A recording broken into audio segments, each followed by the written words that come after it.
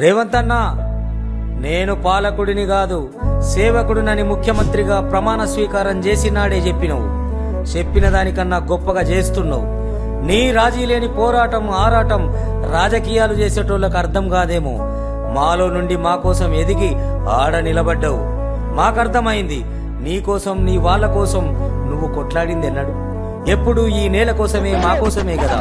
అయ్యాల అధికార మదంతో ఆఖరికి నీ బిడ్డ పెళ్లికి రానివ్వకుండా నిన్ను నిర్బంధించినా నువ్వు ఆగిపోలే. తెలంగాణ బిడ్డల భవిష్యత్తు కోసమే తెగించి కొట్లాడినవు. అద్దమ్మ రాతిని గద్దలోని తలుపులు బద్దలు కొట్టి అరెస్టు చేసిన నీ యుద్ధాన్ని ఆపక మా కోసమే అన్నిటికీ సిద్ధమై కొట్లాడినవన్నా.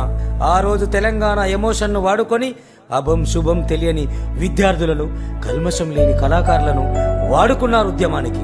అందరి పోరాటాలతో త్యాగాలతో మన తెలంగాణ ఏర్పడ్డాక మొత్తం నేలను మన సంపదను తన కుటుంబానికే కట్టబెట్టి ఖజానా కొల్లగొట్టాడు. ఇప్పుడు ఒక్కడిగా నిలబడి వాళ్ళ కుట్రలు కుతంత్రాలు తట్టుకొని వేధింపులు సాధింపులు దాటుకొని ఇవాళ తొడగొట్టి పడగొట్టినవు కదా. అందుకే ఇప్పుడు జంతువులు పక్షులు ప్రకృతిని కూడా వాడుకొని నిన్ను ముందుకు పోనీయకుండా కాళ్ళకడ్డం పడుతున్నారు. నువ్వు మా కోసం మేలు చేస్తే వాళ్ళ పార్టీ ఆఫీసు మొత్తం ఖాళీ చేయాల్సి వస్తుందనే భయం వాళ్ళది. నువ్వేం రందివడకు రేవంత్ అన్నా. నీ తండ్లాట 10 ఏళ్లుగా కండ్ల చూసినోళ్ళం.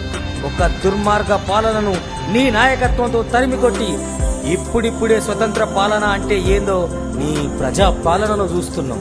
గద్దల్లాగా మన సంపద అనే కోడి పిల్లను తన్నుకుపోయిన వాళ్లను పోస్టు మార్టం చేసి మూలకు కూర్చోబెట్టి ఇంటికి పెద్దన్నలాగా నువ్వు మా కోసం పడుతున్న గోస మాకు తెలిసి రేవంత్ అన్నా. అందుకే అంటున్నాం, జై రేవంత్ అన్నా.